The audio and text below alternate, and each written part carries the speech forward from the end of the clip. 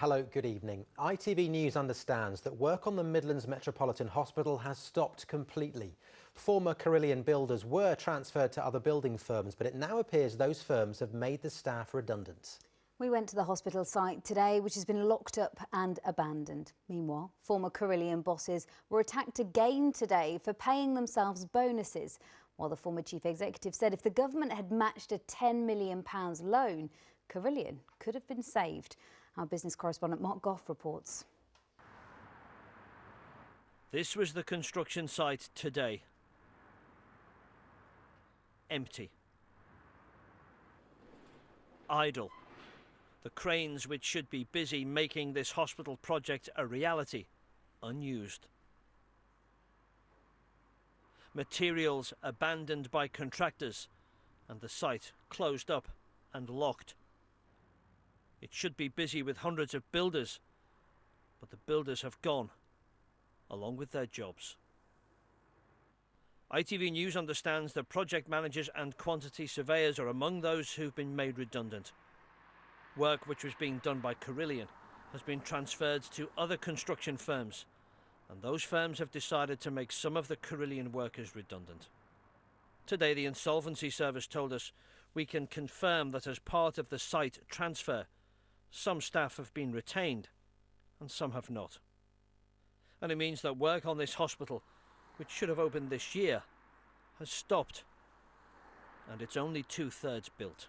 I think the Trust are trying as hard as they can to get this going. I think the real decisions lie with the Department of Health and the Treasury. They've got to unpick this deal, this PFI deal. They've got to actually put the money back in. It will cost a bit more, but the longer they drag it out, the more it'll cost, and they've got to finish this job. Hospital are indeed a bit in the middle on this. That's why I've been raising it with Stephen Barclay, the Health Minister, and I'll be going back with this news to him straight after this interview. Today, former Carillion bosses were questioned by MPs again, and the former chief executive said he was surprised that the government hadn't given the firm a £10 million loan to keep it afloat. I do find it somewhat perplexing when one looks at the funds that government is now having to spend on the liquidation on Carillion, on the guarantee arrangements that have needed to be put in place to support the supply chain. You know, I still truly believe that the least cost outcome for the taxpayer would have been to support Carillion. Money came up again. This time, the money handed out to bosses in bonuses when the company was in financial trouble.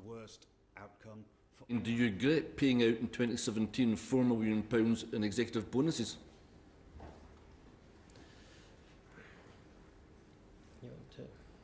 Look, we've said publicly that there are a number of decisions which, with hindsight, we may have taken differently. Is that one of them? I mean, yeah. A bonus is a bonus. Yes. Why are you paying a bonus in a company's going to the wall? I think Mrs Horner at the last select committee said that. She said, with hindsight, we may well have taken a different decision. But tonight the fallout means a much needed hospital in the Midlands isn't being built today or any time soon. Well, our business correspondent Mark Goff joins us now. Mark, you've been following this story. Tell us a bit more about these workers that have lost their jobs. Yeah, I mean, the Insolvency Service told us that it was quite a kind of a bold statement. Some have been retained, some haven't. How I understand it works is this, that some of those workers who are working for Carillion have been transferred to other construction firms who've taken on the work that Carillion were doing. Now, some of those other construction firms already had staff, so they're not going to take these staff and retain them for duplicated roles. They're not going to, you know, they just can't afford to do that. So unfortunately, some of those Carillion workers have now lost their jobs. This hospital was due to open at the end of the year, then it was pushed back to next year. Now, who knows? What are the trusts saying? Well, the very latest we have from them is that they said they're still talking to the government and they're still talking, interestingly, to private funders about getting this restarted. I mean, you know, they know they're under pressure, and they said they're very, very aware of the timetable, and they know that this thing needs to restart. OK, Mark, thanks very much for joining us. Other news, and police body camera footage of a woman